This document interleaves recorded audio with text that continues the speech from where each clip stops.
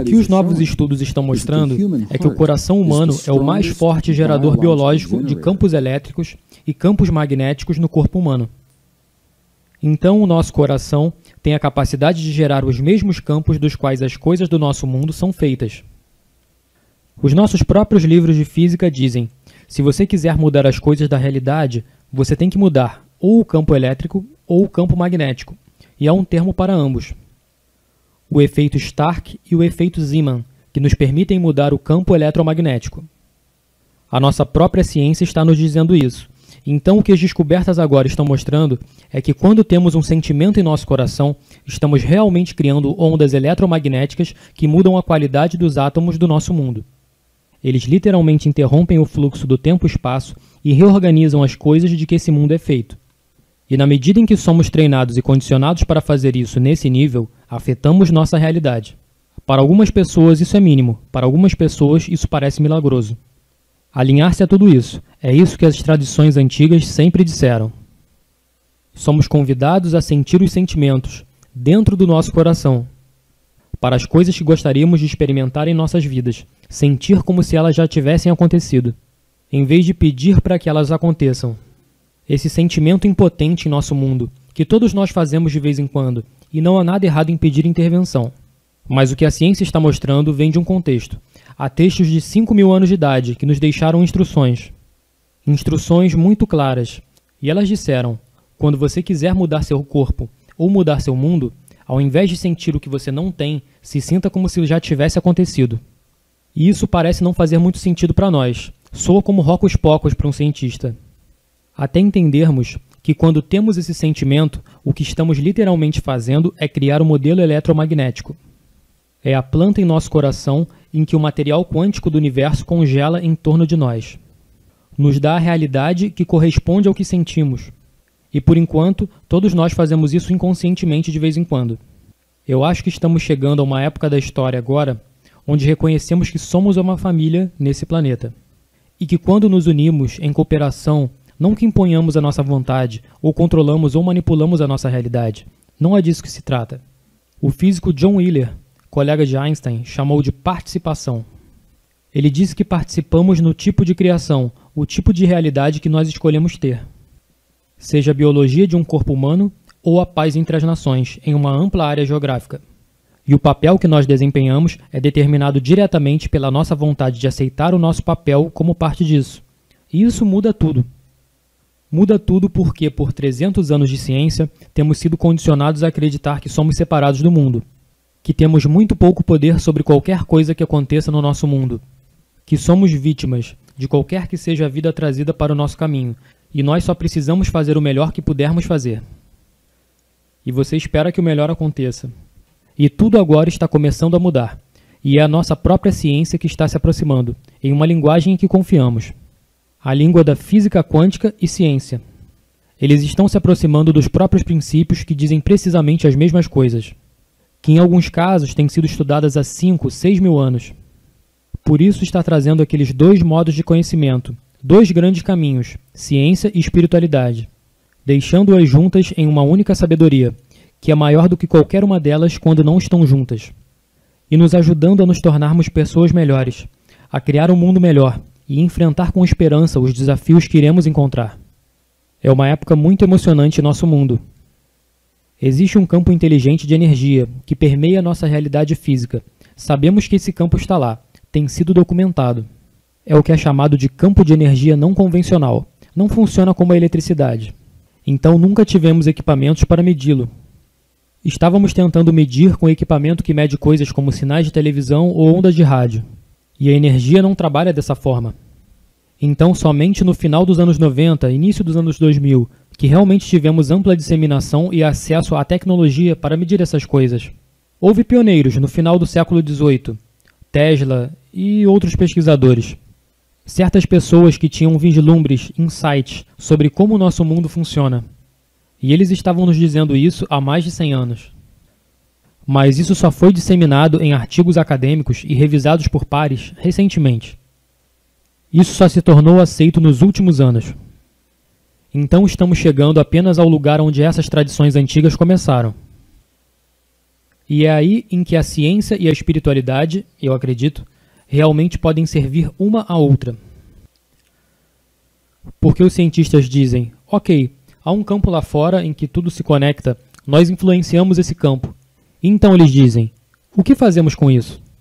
Coçam suas cabeças dizendo, o que nós fazemos com isso? As antigas tradições e as nossas mais queridas tradições espirituais indígenas começaram a partir desse ponto. Eles disseram, sim, tudo é conectado. Greg, você está falando de ter esses sentimentos no coração. Nós pensávamos que nossos pensamentos criavam nossa realidade. Você ouve muito isso, então não são os pensamentos que estão realmente fazendo isso. Pensamentos são importantes, mas essa é a novidade. Estudos recentes estão mostrando que o cérebro humano também cria campos eletromagnéticos, mas eles são relativamente fracos em comparação ao coração. O coração é cerca de 100 vezes mais forte eletricamente do que o cérebro humano. E o coração é cerca de 5.000 vezes mais forte magneticamente que o cérebro humano. Por isso, se vamos criar um campo elétrico ou magnético que afeta a nossa realidade, provavelmente não pode ser feito com o pensamento. E é por isso que é muito mais difícil. É muito mais fácil sentir o sentimento com nossos corações. Assim, nossos cérebros criam a imagem que nós modelamos, nós simulamos com o nosso cérebro. O que é que nós gostaríamos de ver? O que é que gostaríamos de experimentar? E uma vez que temos isso internamente, podemos sentir o sentimento de gratidão e apreciação pelo que já está acontecendo. E isso dá poder ao que estamos pensando. E isso é uma tecnologia interna muito poderosa, que aparentemente foi perdida para o Oeste, cerca de 2 séculos atrás. E agora as instruções acabaram de ser encontradas. E muitos dos textos foram recuperados nos últimos 100 anos, em escolas específicas, Biblioteca Nag Hammadi, Biblioteca Copta, as bibliotecas tibetanas. Lá eles preservaram as instruções em seus textos, que nos dizem como o uso é muito poderoso em sua tecnologia. E nossa ciência está recuperando esse atraso com eles. Os cientistas agora estão começando a entender. É a consciência, é a nossa crença, é a maneira como sentimos, as limitações que temos aceito culturalmente, através de nossas famílias ao longo da história. O que os cientistas disseram é que nós tendemos a dar grande crédito aos nossos limites, em vez de pensar em nós mesmos como seres capacitados. E independentemente de estarmos conscientes disso ou não, a crença subconsciente de que nós somos vítimas sem poder nesse mundo tem uma tremenda influência em tudo o que fazemos. Até pessoas muito conscientes que gastam suas vidas em ashrams e em cavernas meditando, em um mosteiro que você conheça do outro lado do mundo a 17.000 pés acima do nível do mar. Há lugares dentro de nosso ser, indicando sermos vítimas impotentes, e isso ocupa um papel dominante em nossas vidas. Por isso ficamos em conflito entre isso e as nossas grandes capacidades. Nas tradições sânscritas, que são a raiz de muitas das coisas que estamos falando hoje, o que encontramos é que há um sistema de 7 chakras, 7 sistemas de energia, 3 abaixo do coração e 3 centros acima. E esses centros, nas tradições sânscritas, estão ligados diretamente aos componentes que estávamos falando a respeito, do que conversávamos sobre a manifestação. Os 3 centros de energia superiores estão ligados ao que poderíamos chamar de nosso processo de pensamento, nossa comunicação. E os 3 centros mais abaixo estão ligados ao que poderíamos chamar de emoção. E eles definem emoção um pouco diferente do que nós. Eles dizem que há 2 emoções primárias que nós produzimos. Há o amor, que é uma dessas emoções, e depois tudo que acreditamos ser o oposto do amor, está no extremo oposto do espectro. Por isso, é como 2 polaridades com a mesma energia. Assim, para muitas pessoas é amor e medo. Então eles dizem que a maneira como nós trabalhamos nesse mundo, a maneira como nos manifestamos, como nós, em nossos centros superiores, achamos que comunicamos, falamos com outra pessoa, o que verbalizamos, o que gostaríamos de experimentar, imaginamos em nossa mente. Esse é o pensamento. E uma afirmação é um pensamento. Só que é um pensamento vazio, a menos que nós coloquemos um pouco de energia nisso. A maneira de colocar energia nisso é estimular e desenvolver a energia desses centros de energia mais baixos. Nosso amor pelo que estamos pensando, ou subconscientemente, nosso medo do que estamos pensando. E quando nós fazemos isso, quando combinamos o pensamento e a emoção, eles se unem nesse mágico, misterioso e precioso lugar, bem no centro de nossos corações. E é isso que os ancestrais disseram. Onde eles agiram? Está tudo em nosso coração. E por definição, criamos um sentimento. Sentimento é a união entre pensamento e emoção, O sentimento é o que cria as ondas que falam para o campo, para a matriz do nosso universo. O sentimento é o que cria. Assim, a menos que tenhamos imbuído nossa afirmação, que a tenhamos alimentado com a emoção do nosso amor, pelo nosso companheiro perfeito que está se manifestando agora, ou nossa abundância, ou a nossa cura, ou a cura dos nossos entes queridos, eles podem se tornar apenas um pensamento vazio. E algumas pessoas acabam ficando frustradas com suas afirmações. Sabe, elas dizem que fizeram suas afirmações 100.000 vezes por dia e nada aconteceu. E elas perderam o interesse, se sentiram sem poder, elas se sentiram como vítimas. Elas dizem, você sabe, essa coisa não funciona, porque só tínhamos metade da fórmula. Então o sentimento é o que realmente cria, e é por isso que, para mim faz tremendo sentido, se o sentimento é o que cria, então você tem que dar a esse campo algo para trabalhar. Então ele pode te mostrar o que você está criando. Por que não sentir o que é que você gostaria de experimentar? Assim, o campo pode dar isso de volta para você, em vez de sentir as coisas que você não tem, que você não quer, porque esse é o modelo que o campo recebe de volta para você.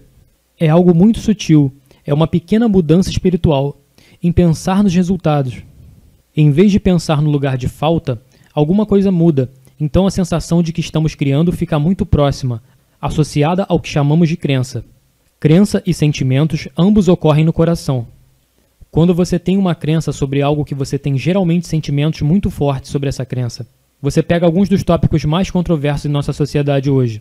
Aborto, suicídio assistido, você sabe, o direito de morrer, eutanásia.